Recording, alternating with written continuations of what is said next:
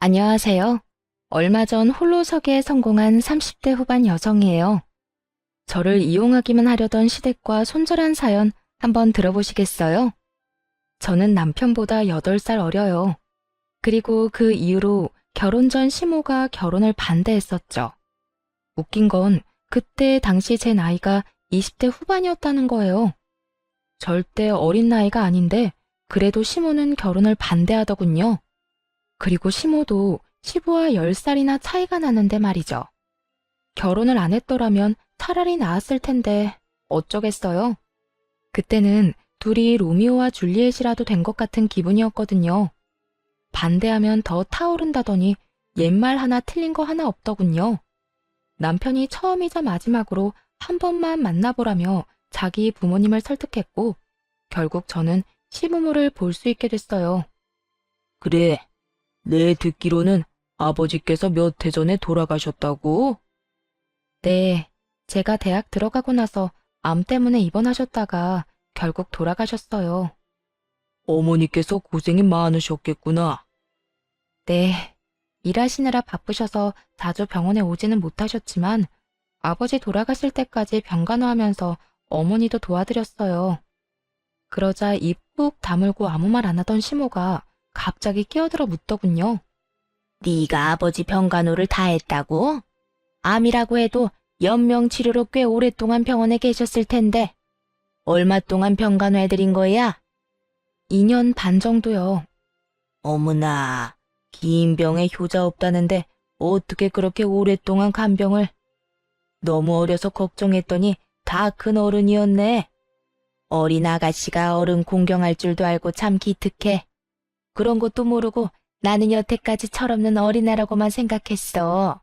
앞으로 자주 놀러와요. 이렇게 참한 아가씨라면 괜찮겠네. 이야기를 나누는 사이에 시모는 급격히 태도를 변경한 느낌이었어요.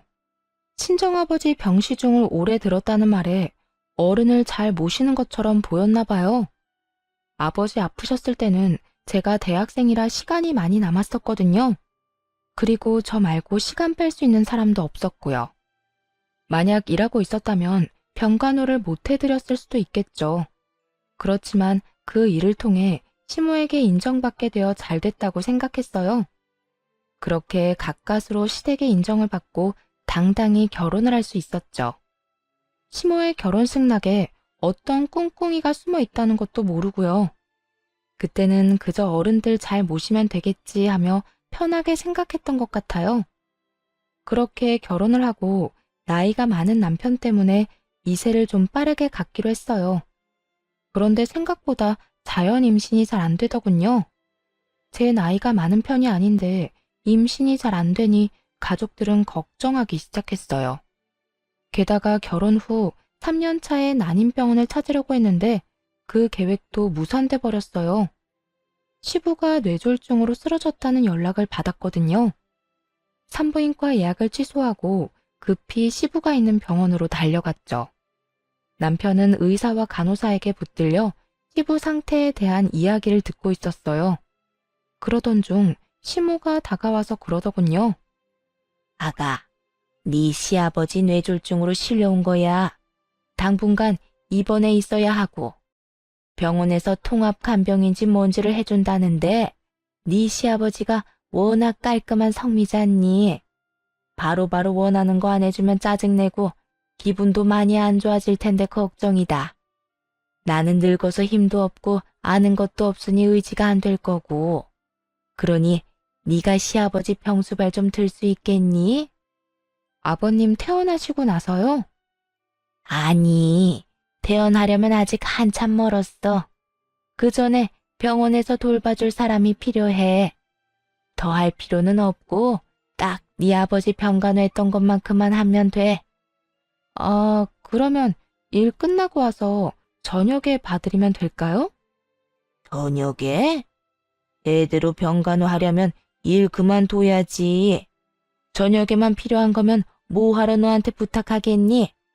그러니까 잘 좀 부탁한다. 네가 해본 적이 있다니 이렇게 부탁하는 거야. 일을 그만두라고요? 그건 남편이랑 상의해봐야 할 것 같아요. 저희 결혼하면서 집 산다고 지금 대출금도 많이 남았고요. 당장 일을 그만두면 수입이 확 줄어서 큰일인데. 예, 네 남편이 그 정도 능력도 없겠니? 아버지가 아픈데 돈 때문에 뭐라 하진 않겠지. 그럼 일 언제부터 그만둘지 알아보고 연락 다오. 최대한 빨리 그만두고 간호 좀 해드려. 벌써부터 짜증을 내서 큰일이야. 시모는 제가 무조건 병수발을 들 거라는 생각을 하고 있더군요. 마음이 참 착잡했어요. 애를 가지려면 병원을 꼬박꼬박 다녀야 하는데 시부 병수발을 들라니. 매일매일 병수발을 들다 보면 2세 계획은 무산되고 애 없이 몇 년을 더 있어야 할 테니까요. 게다가 중간에 애가 생겨도 문제였죠. 임신했다고 병수발을 들게 하지 않으리라는 보장도 없잖아요. 혼자 아무리 고민해봐야 답은 안 나오니 일단 남편에게 말해보기로 했어요. 오빠, 어머님이 나더러 아버님 병간호하래. 내가 경험이 있으니까 부탁하신 것 같은데 우리 2세 계획은 좀 미뤄질 것 같은데 괜찮아? 괜찮지.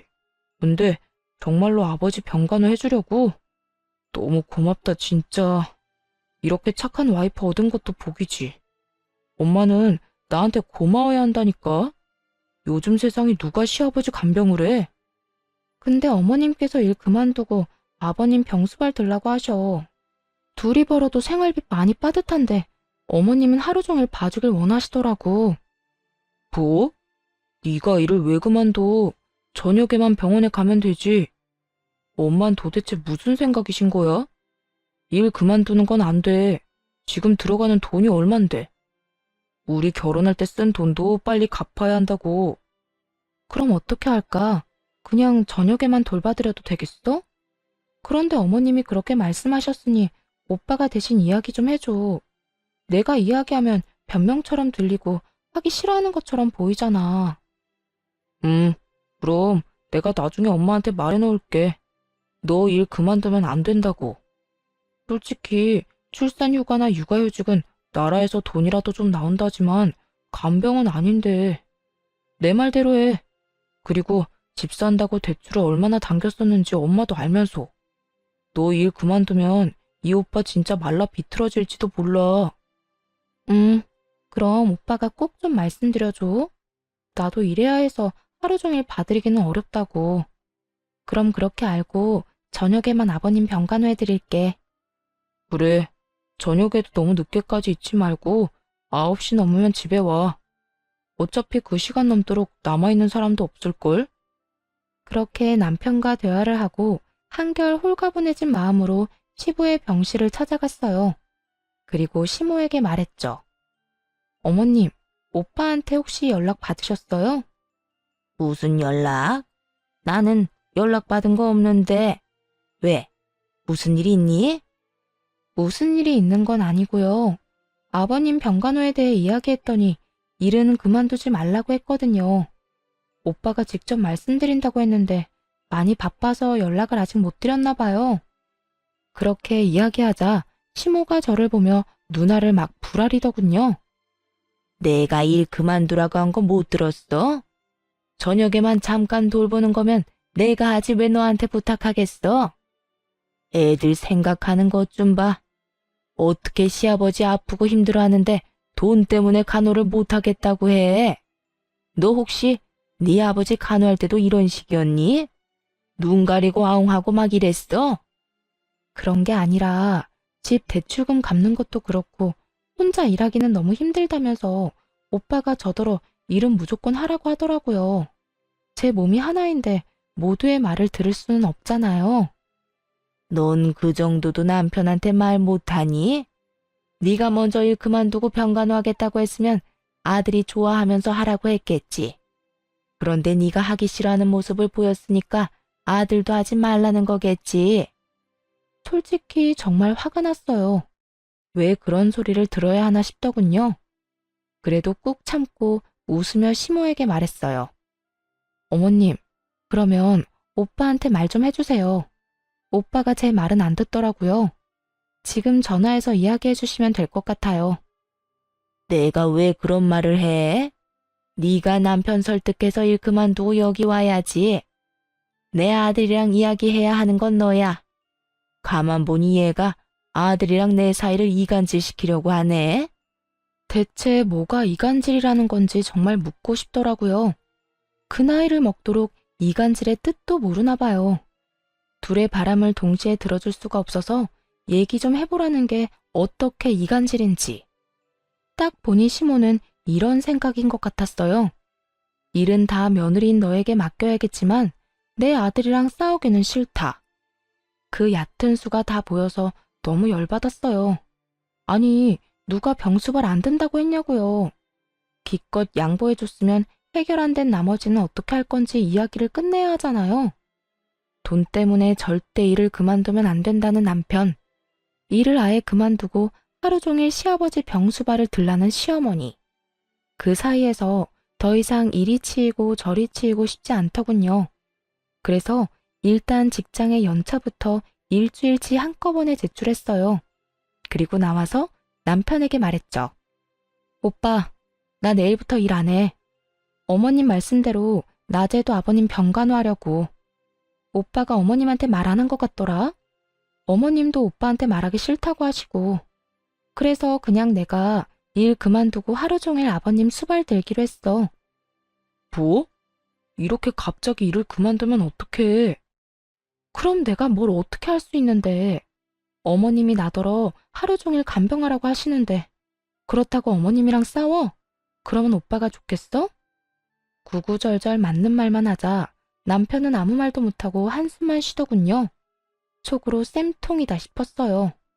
그러게 미리 둘이서 이야기 다 끝냈으면 이럴 일 없잖아요. 그제야 남편도 저한테 화만 내고 있을 수는 없다고 생각했나 보더라고요. 여보세요, 엄마. 도대체 이게 무슨 짓이에요? 며느리가 시아버지를 저녁에만 봐주면 되지. 무슨 하루 종일 부려먹으라고 일까지 그만두라고 하냐고요. 너 지금 네 마누라 편드니? 걔가 뭐라고 해? 걔가 이 말 저 말 안 가리고 전하면서 우리 싸우도록 만드는 거지? 도대체 무슨 소리 하시는 거예요? 엄마가 일 그만두라고 윽박질렀다면서요. 그러니 와이프가 결국 그대로 했다잖아요. 온종일 며느리 공짜로 부려먹을 생각이면 차라리 간병인 사서 쓰세요. 아버지 앞으로 보험 나오는 것도 있잖아요. 와이프한테 한 달 월급만큼 안 줄 거면 일 시킬 생각도 말고요. 얘는 너희 아버지 앞으로 나오는 돈을 왜 그런 데다 쓰니? 아버지 아파서 또 목돈 들면 어떡하려고? 집안에 노동력이 있으면 써야지 왜 아껴? 너 능력 없니? 혼자 벌어서 살림 꾸릴 만큼의 능력도 안 돼? 제가 결혼할 때 뭐 부모 덕이라도 봤어요? 저한테서 능력 찾지 말고 엄마나 잘해요. 아빠는 엄마 남편인데 엄마가 알아서 책임지고 수발 드는 게 맞지. 일하는 며느리 직장까지 관두게 하고서 이러는 건 아니죠. 겉으로는 남편이 저를 위하는 것 같았지만 사실은 아니라는 걸 잘 알고 있었어요. 생활비가 줄면 자기 용돈도 줄 테니 그게 걱정돼서 싸워주는 거였죠. 어쨌든 손 안 대고 코 푸는 기분으로 두 사람이 싸우는 거나 잘 듣고 있었어요. 네가 이렇게까지 말이 안 통하는 인간인지 처음 알았네. 어떻게 네 아버지가 아픈데 생판 모르는 남을 간병인으로 쓰라고 할 수가 있어? 그것도 아버지 보험금으로. 아버지가 아플 때를 대비해서 들어놓은 보험이잖아요. 이럴 때 안 쓰면 언제 써요? 엄마야말로 공짜로 며느리 막 가져다 쓰지 마세요. 저녁에 잠깐 가서 봐준다는 것도 겨우 시간 내는 거였는데. 남편은 정말로 자기 혼자 외벌이 할까봐 걱정됐는지 적극적으로 나서더군요. 결국 시모는 아들한테 밀려서 돈 주고 간병인을 쓰게 됐죠. 그리고 싸우다가 의가 상했는지 저녁에도 병간호하러 오지 말라고 하더군요. 결과적으로는 매우 잘 된 거죠. 그렇게 저는 직장도 지켰고 시부 간병도 안 하게 됐어요. 시부는 1년 정도 입원해 있다가 퇴원했어요. 그 1년 동안은 재활치료할 겸 요양병원으로 옮겨가고 있었고요. 뇌졸중 걸린 분들 특유의 걸음걸이로 걷게 되셨지만 심한 정도는 아니었어요. 집으로 와서는 시모가 시부 수발을 들었어요. 그때도 시모가 대신 수발을 들어달라고 했는데 남편이 사전에 거절했거든요. 그런데 잘 지내는 듯했던 시부가 3년 만에 다시 입원하게 됐어요. 또다시 뇌졸중으로 이번에는 반대쪽 뇌에 문제가 생겼다더군요. 안타까운 소식에 적극적으로 병간호에 나서기로 결정했죠. 그 사이 남편이 승진을 해서 월급도 올랐고 저는 파트타임으로 시간을 줄여서 일하고 있었거든요. 오전에만 일을 하니 오후부터 저녁에는 시간을 충분히 낼 수 있었어요. 그렇게 하겠다고 전했는데 시모는 고마움의 표시를 전혀 하지 않더군요. 마치 당연한 일을 한다는 듯이 말이죠. 그리고 시부를 저에게 맡겨두고는 병원에 와보지도 않았어요. 그래도 오전에는 시모가 와 있을 줄 알았는데 아예 발걸음조차 안 하더군요. 그렇게 저 혼자만 시부 간병하고 의료진 이야기를 듣고 시부에게 필요한 것들을 준비하는 나날이었어요. 게다가 남편도 많이 바쁜지 매일같이 야근하고 병문안도 제대로 오질 못하더라고요. 그 상태로 2달 정도 흘렀는데 어느 날부터 시모가 함께 간병하기 시작하더군요. 뭐 힘쓰는 일은 제 몫이었고 시모는 그냥 의료진 말 정도만 듣긴 했지만요. 문제는 시모가 사람을 괴롭게 만든다는 거였어요. 예, 이거 좀 문제 있어 보이지 않니? 가서 간호사한테 이야기하고 오너라. 그리고 이게 뭐야? 옆에 좀 치우고 살아. 무슨 서랍에 네 물건만 한가득하니? 이렇게 사사건건 짜증을 마구 냈죠. 하루는 집에 잠깐 갔다 와야 할 일이 있어서 시모에게 말했거든요. 어머님, 저 잠깐 집에 다녀와야 하는데 아버님 잠깐만 봐주세요. 한 30분이면 돼요. 그날은 사실 남편 생일이라 남편이 오기 전에 미역국이라도 만들어 두려고 했어요. 남편이 야근을 한다길래 저녁 시간 맞춰서 집에 잠깐 가려고 했는데 시모가 갑자기 저를 붙잡더군요. 집에는 갑자기 왜 가니? 여기 지금 할 일 안 끝난 거 안 보여? 어머님, 오늘 그이 생일인데 야근한대요. 미역국이라도 먹여야죠. 아침에 제가 일찍 출근하는 바람에 미역국도 못하고 나왔거든요. 참나, 지가 알아서 사 먹었겠지. 한 번쯤 안 먹어도 큰일 안 생긴다. 오늘 너희 시아버지 심기가 불편해 보이니까 저녁까지 있다가 가. 걱정되면 내가 아들한테 전화해주마. 다 큰 놈이 미역국 정도는 알아서 먹겠지. 시모의 말에 좀 의아해졌어요. 생일에 미역국 못 먹으면 마치 인생 말아먹는 것처럼 굴던 사람이 바로 시모거든요. 그런 사람이 아무렇지 않게 이런 말을 하다니. 솔직히 이해가 안 갔습니다. 그런데 이상한 건 그뿐만이 아니었어요. 그 뒤로도 어쩌다 저녁에 집으로 가려고 하면 꼭 못 가게 하더라고요. 이상하다 싶어서 하루는 시모가 없는 틈에 간호사에게 말해두고 집으로 향했어요. 시모가 왜 집에 못 가게 하나 궁금했거든요. 그날은 토요일이라 아침부터 시부 병원에 나와 있던 상황이었죠. 그런데 오후 5시에 집으로 들어갔는데 아침과는 완전히 다른 모습이었어요. 집안 가득 여자 향수 냄새가 진하게 배어 있더라고요. 방금 전까지 누군가 있었던 것 같았어요. 게다가 목욕탕은 다 젖어 있었죠. 남편이 씻고 나간 걸 수도 있지만 결정적으로 싱크대에 2인분의 식기가 있었어요. 순간 머릿속에 수많은 생각이 지나가더군요. 남편이 누군가와 함께 있었고 씻고 방금 나갔다는 건 확실해 보였어요. 설마 바람을 피우나 싶어 초조하게 입술만 깨물고 있었죠.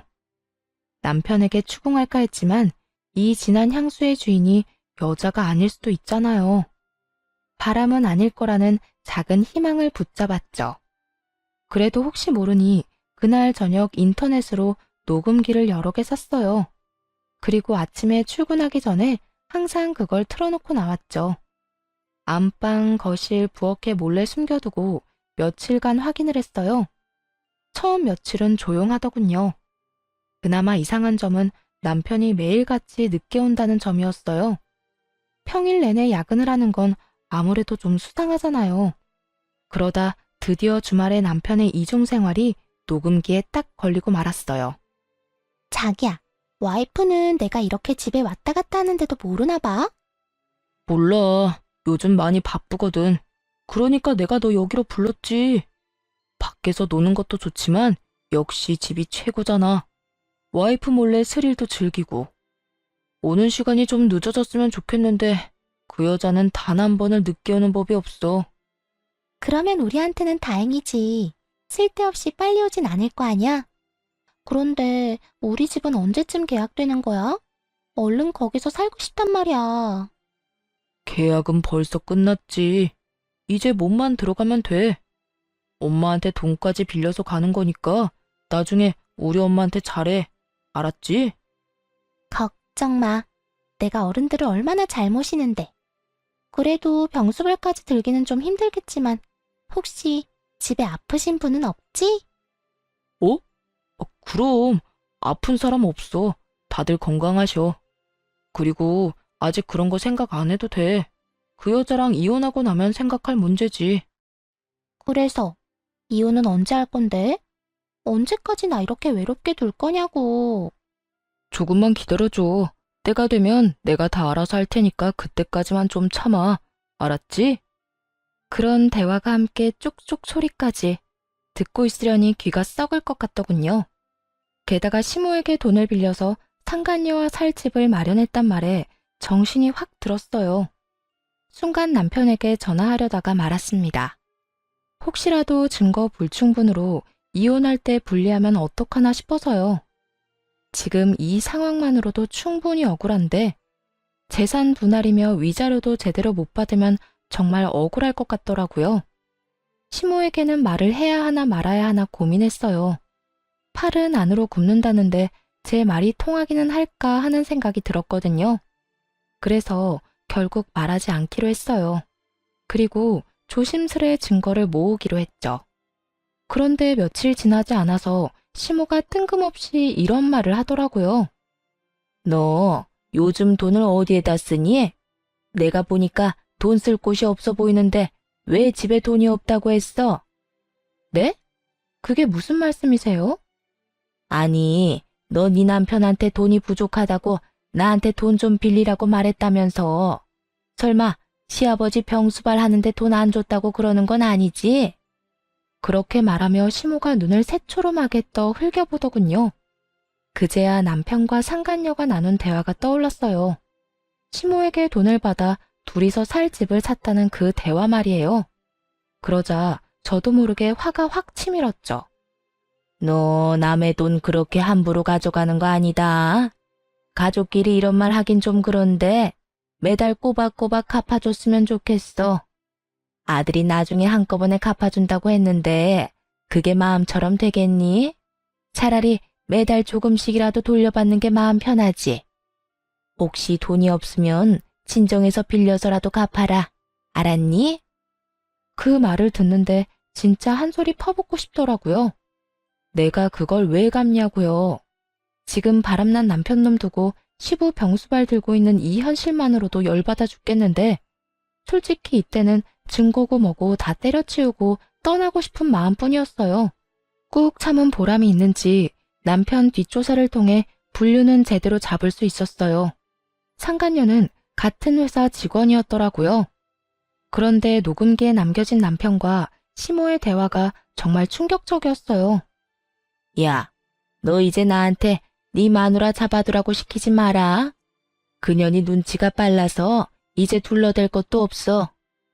엄마, 조금만 더 부탁해요. 조금 있으면 나도 그런 부탁할 일 없어요. 아니 근데 진짜로 너 안 들킨 거 맞니? 요새 걔 표정이 안 좋던데. 너 바람난 거 들키면 네 마누라가 시아버지 간호한다고 하겠어? 지금 당장 때려치우고 나가겠지. 아직 열심히 간호하고 있는 거 보면 모른다니까.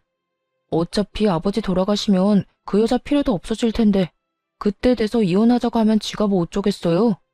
그러니까 좀만 참아요. 엄마도 편하고 좋잖아. 두 사람이 같이 짠 거였더라고요.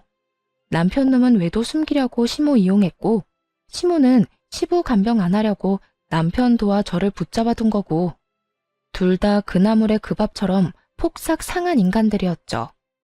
며칠 후 남편에게 아무 이유도 되지 않고 이혼하자고 말했죠. 증거를 들고 있으면서도 상간녀 이야기는 꺼내지도 않았어요. 왜냐고요? 그래야 남편 놈도 뒤통수 맞은 제 기분에 반이라도 느낄 테니까요. 갑자기 무슨 이혼이야? 왜 그러는데?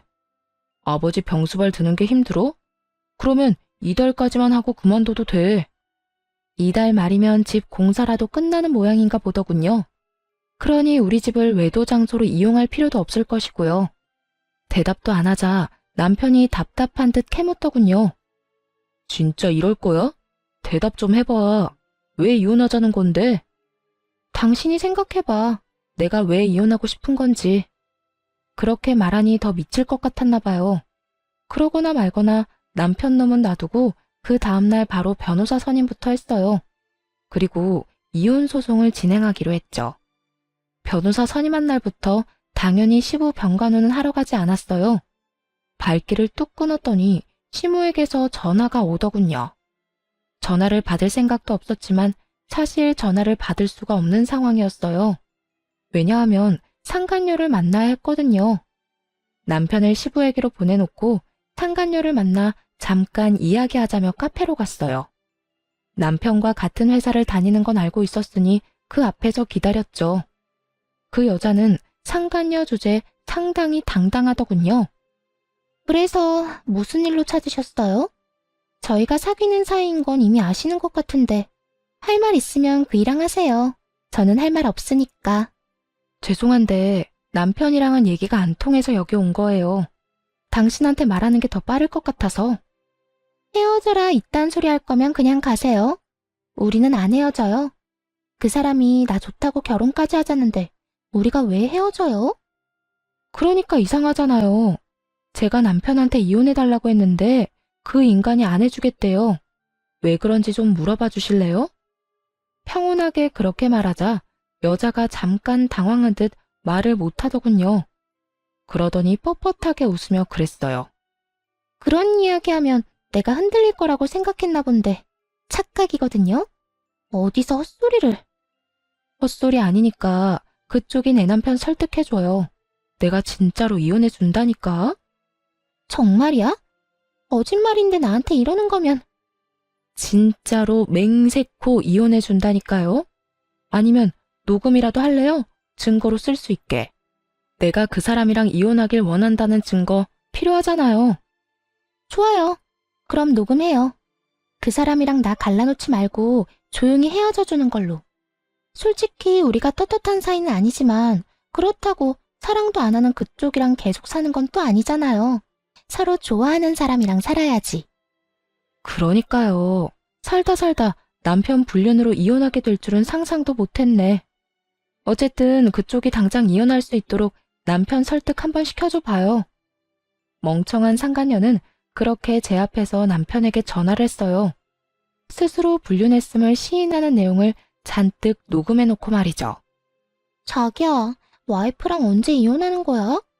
빨리 이혼하고 우리 같이 살면 안 돼? 갑자기 또 왜 그래? 내가 때가 되면 말한다고 얘기했잖아. 그것도 못 기다려?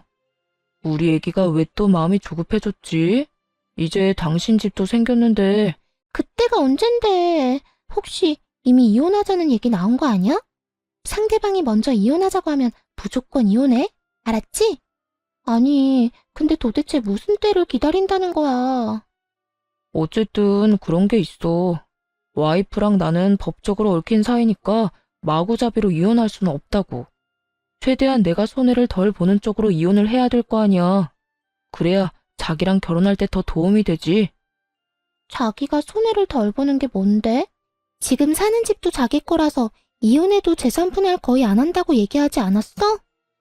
상간녀의 마음을 얻기 위해서인지 남편이 거짓말을 야무지게도 했더군요. 그 집 살 때 제가 보탠 돈이 얼만데. 게다가 제 월급으로 생활비 충당해놓고 저런 말 하는 거 보니 진짜 역겨웠어요. 이혼 이야기 잘 꺼냈다 싶더라고요. 남편은 시부가 죽고 나서 제가 필요 없어지면 이혼하고 싶었던 것 같아요. 시부가 아프다는 사실을 상간녀가 모르고 있는 걸 보면 틀림없었죠. 어쨌든 두 번 다시 그 얘기 꺼내지 마. 나 안 그래도 지금 힘들고 바쁘다고. 자기도 이러면 내가 얼마나 더 힘들겠어? 이렇게 떽떽거리고 쪼아대는 거 와이프만으로도 좋게. 그러니까 조금만 더 기다려. 알았지? 상간녀의 마음을 아는지 모르는지 남편놈은 당장은 이혼 못한다고 못 박았어요. 상간녀는 그런 남편의 단호함에 열받았는지 끈질기게 물고 늘어지더군요. 그 모습을 보는데 솔직히 너무 웃겼어요. 남편은 이혼하지 않겠다고 하고 상간녀는 이혼하라고 닥달하는 상황이잖아요. 결국 상간녀는 남편에게 원하는 답도 못 듣고 전화를 끊어야 했죠. 카페에서 나오려는데 제 핸드폰이 또 울리더군요. 발신인을 확인해보니 역시나 시모였어요. 상간녀와의 용건도 끝났겠다 전화를 받았죠. 너 왜 안 오니? 오늘 내가 얼마나 중요한 약속이 있었는데. 너 때문에 지금 약속 깨고 혼자 병실 지키는 중이다. 어떻게 이렇게 생각이 없을 수가 있어? 못 오면 연락을 하든지. 지금 가는 길이에요. 가서 말씀드릴게요. 딱 그 말만 하고 전화를 끊고서 시부가 있는 병원으로 향했어요. 병실에 들어갔더니 시모가 미친 듯이 화를 내더군요. 야, 너 그따위로밖에 말을 못해? 뭐, 지금 가는 길이에요? 가서 말씀드릴게요? 어떻게 그런 말을 해, 건방지게. 와서 죄송하다. 무슨 일 때문에 늦었다. 그러고 무릎 꿇고 사과해야 되는 거 아니야? 시모가 앞에서 뭐라고 떠들든 귓등으로도 안 듣고 할 일만 했어요. 바로 제 짐을 챙기는 일이요. 시부 병간호를 더 이상 할 필요는 없잖아요. 이미 이혼하자고 남편한테 이야기했는데 말이죠. 시모도 그제야 뭔가 이상하게 느껴졌는지 이내 조용히 눈치를 살피기 시작했어요. 아무 말 없이 짐을 다 싼 후에 시모에게 말했죠. 앞으로 저는 여기 올 일 없을 거예요. 아버님 수발은 이제 남편 상간녀한테 부탁하시면 되겠네요. 남편한테 좋은 여자가 있다는데 제가 힘들게 수발들 필요 없잖아요. 안 그래요? 그렇게 말하자 시모가 깜짝 놀랐는지 아무 말도 못하고 눈을 피하더군요. 그런 시모에게 한마디 더 해줬어요. 어머님도 참 고생하셨어요. 여태까지 아들 바람 피우는 거 도와주시느라. 이제 저희 이혼하고 나면 그런 짓은 안 하셔도 되니까 좋겠네요. 신경 쓸 일이 하나 줄잖아요. 네가 무슨 말을 하는 건지 난 잘 모르겠구나. 그런데 너희 이혼하기로 했니? 나한테 빌려간 돈은 어떡하고? 그 돈 갚기 전에는 이혼 못한다. 다시 돌려줄 때까지 절대로 허락 못해. 아, 그 돈이요? 남편이 어디 썼는지 잘 알 거예요. 저도 들은 적만 있는데 아마 상간녀 집 사주는 데 썼을걸요? 그러니까 돈 받고 싶으시면 상간녀한테 가서 달라고 하세요. 원하시면 제 금융기록 다 까봐도 상관없고요. 그 이야기를 듣자마자 시모가 노발대발하더군요.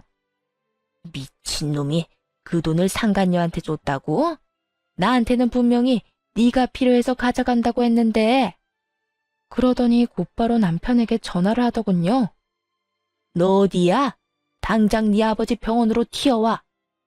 왜 그래요? 안 그래도 병원 앞이에요. 연락을 안 받았더니 남편도 마침 이 병원으로 저를 찾으러 왔더군요. 야 이놈아, 너 내 돈 어쨌어? 그 돈 상간녀한테 줬다는 게 진짜야? 너 그년한테 얼마나 줬어?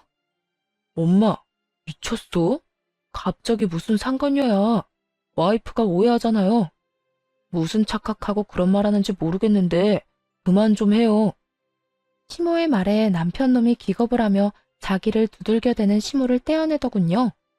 이제 와서 네 마누라한테 들킬까봐 걱정이냐? 이놈아, 이미 다 알고 있어. 네 상간녀가 내 돈 가져간 것까지 알고 있더라. 너 도대체 뭐 하고 다닌 거야? 내 돈 받을 수 있는 건 맞아? 그러자 시모보다 더 절박한 표정으로 남편이 저를 바라보며 말했어요. 여보, 아니야. 당신이 오해하고 있는 거야. 내가 다 설명할 수 있어. 나는 오해하고 있는 거 하나도 없어. 그러니까 앞으로 당신 아버지 병간호는 상간녀나 시켜. 사랑하는 남자 아버지니까 그 수발도 다 들겠지. 예비 시어머니한테 빌려간 돈도 다시 돌려줄 테고. 지금 안 보여? 어머님 돈 못 받으실까봐 눈에 핏발 선 거. 꼭 돌려주라고 전해줘. 그렇게 말하자 시모는 새삼 또 열받았는지 남편 놈 멱살을 붙들고 소리치더군요. 너 당장 내 돈 가져와. 아니면 네가 매달 이자까지 쳐서 갚든지. 무려 7천만 원이나 처먹고 입을 싹 닫아? 네가 아들놈이야? 여자한테 미쳐가지고 엄마를 속여? 아, 진짜. 그만 좀 하라고요. 지금 이대로 와이프 보내면 꼼짝없이 이혼이잖아요. 여보, 잠깐만. 저를 붙잡으려는 남편을 시모가 붙들고 아주 난리도 아니었어요. 그런 두 사람을 뒤로하고 집으로 돌아와 짐을 챙겨 나왔죠. 소장도 날아갔는지 그 뒤로 남편이 전화하고 난리 났더군요. 사실 상간녀에게 보낸 소장이 무슨 이유에서인지 한번 반송됐거든요. 그래서 다음에는 회사로 소장을 보내버렸더니 결국 소문이 다 난 거죠. 미혼인 여자가 위자료 소장 받았는데 그 이유가 뭐겠어요? 평소 남편이랑 친하게 지냈기에 사람들 입에서 입으로 아름아름 퍼져나가며 결국 회사 전체에 소문이 나버렸대요. 남편 놈이 제발 만나서 이야기하자길래 상간녀한테도 연락해서 나오라고 했어요. 셋이 만나 깔끔하게 단판 짓는 게 낫다고 생각했거든요. 여보, 진짜로 그런 거 아니야. 불륜이라니. 발뺌을 하시겠다. 이거 보세요. 이미 당신 상간녀가 바람난 거 시인했고 녹음까지 다 해놨어. 증거자료 한번 들어볼래? 상간녀 음성이 녹음된 파일을 들려주니 남편 놈이 이를 꽉 깨물더군요.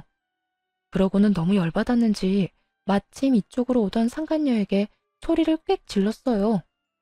너 미쳤어? 어? 바보 천치가 아닌 이상 네가 유부남이랑 만난 걸 인정하는 녹음을 왜 해? 당연히 이 여자가 이혼해준다고 하니까 그랬지. 아니, 자기야말로 이게 나한테 화낼 일이야? 언제는 이혼하고 나랑 살고 싶다며. 그런데 이제 와서 화내는 거 보니까 이혼 진짜로 하기 싫었나 봐. 아니, 자기야, 그게 아니라. 이 쓰레기야. 내가 장난감처럼 보여? 너 그 집도 온전히 네 거 아니라며? 또 너네 엄마가 집안에 아픈 사람 있어서 병수발까지 들어야 한다고 하더라. 회사에도 소문 다 나서 지금 열받아 죽겠는데. 헤어져. 나 이런 식으로 너랑 만날 생각 없어. 자기야, 잠깐만 있어봐. 내 말 좀 들어보라고. 야, 너 내가 준 돈은 돌려줘야 할 거 아니야? 이 미친놈아. 그 돈은 내 위자료야. 너한테 돌려줄 필요 없다고. 너 같은 사기꾼한테 당한 거 생각하면 그것도 싼 거지. 상간녀와 사이가 틀어지는 바람에 남편 놈은 그쪽을 달래느라 정신이 없었어요. 하긴 저하고는 이미 법적으로 정리가 되어가고 있었으니까요. 남편 입장에서는 저쪽이라도 건져야 자기 살구멍이 보이지 않았겠어요? 그렇게 저와 남편은 이혼하게 됐어요. 당연히 남편의 불륜, 시부를 모시던 제 상황 등이 참작되어 제게 유리하게 끝났죠. 그런데 판결이 나고 전 시모가 친정까지 저를 찾아왔더군요. 얘야, 이제 그 여자랑 우리 아들 헤어졌어. 그러니까 다시 제자리로 돌아오거라, 응? 우리 아들 혼자서 힘들어하는 거 보니 내가 더 힘들구나. 너도 어차피 이혼하고 힘들지 않니? 우리가 앞으로 너 하고 싶은 대로 다 하게 해줄 테니. 아주머니, 저는 다시 돌아갈 생각 추호도 없어요. 두 사람이 한 행동이 괘씸해서 싫어요. 마누라한테 대리호도 시켜놓고 바람 피운 놈이나 그런 놈도 아들이라고 며느리 속인 아주머니나 똑같은 쓰레기인데 제가 왜 다시 쓰레기통에 다시 들어가요? 안 그래요? 너 지금 우리한테 쓰레기라고 했어? 그럼 쓰레기가 아니면 뭐예요? 인간이라고 하기엔 한 짓이 너무 더럽잖아요. 저한테 이런 취급 계속 받고 싶은 거 아니면 앞으로 찾아오지 마세요. 결국 전 시모는 좋은 소리 하나도 못 듣고 쫓겨나듯 나갔어요. 정말 괘씸하기 짝이 없었어요. 사람을 한껏 기만해놓고 이제 와서 다시 돌아오라뇨? 제대로 용서를 구한 적도 없으면서 그저 자기들이 힘들어서 찾아왔으면서 이혼하고 나서 전 남편이 힘든 상황에 처한 건 맞아요. 아니, 자기가 뿌린 대로 거둔 상황이죠.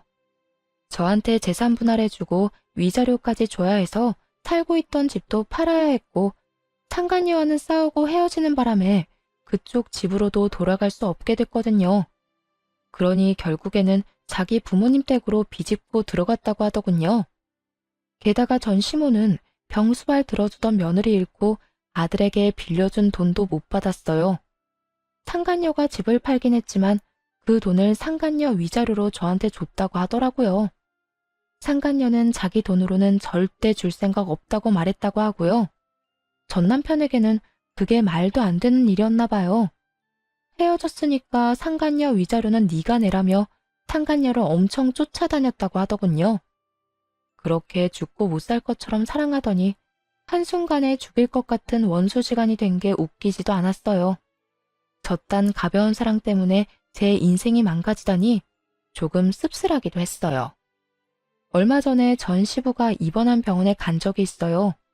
가까운 지인 한 분이 입원하게 돼서 병문안을 하러요. 그런데 하필 전 시부 병실과 가까웠는지 안에서 얘기하는 소리가 다 들리더군요. 전 시모와 전 남편 목소리였어요. 너 내 돈 언제 갚을 거냐? 능력도 없는 놈이 개집질하다가 이혼당하고 돈까지 날려? 너를 믿은 내가 바보지. 그 돈이 어떤 돈인데? 내 노후 자금 탈탈 털어서 상간녀한테 갖다 바친 네 놈이 제일 나빠 이놈아. 그러는 엄마는 뭐 잘한 거 있어? 아버지 병수발 들어야 하는 건 왜 그 여자한테 미리 말해가지고. 그 여자랑 헤어졌으니까 그 돈을 못 받은 거지. 아우, 진짜 미쳐서 돌아버리겠네. 아니, 뭔 도둑질도 손발이 맞아야 하지. 사람의 탈을 쓰고 어떻게 저렇게 막말을 할 수가 있을까요? 그냥 두 사람 다 참 힘겹게 사는구나 싶었어요. 시모는 아침부터 저녁까지 시부 간병하느라 힘들어 죽고 남편 놈은 여자도 잃고 돈도 잃고 직장에서 퇴사 권유까지 받았다고 하더군요. 결국 권고사직으로 퇴사했다는데 지금쯤 두 사람이 반성은 하나 궁금하긴 하네요. 몇 번이고 연락이 왔지만 다 거절했어요. 저도 이제는 제 인생 살아야 하지 않겠어요? 한동안은 후련하기도 했지만 눈물도 많이 흘리며 지냈어요. 사랑을 잃어서 아프다기보다는 배신당한 아픔이 참 컸거든요. 다른 사람을 이제 믿을 수 있을까? 의문이 들기는 하지만 그래도 아직 세상에는 좋은 사람도 많다는 걸 믿고 싶네요. 긴 글 읽어주셔서 감사합니다. 모두 행복한 하루 되세요.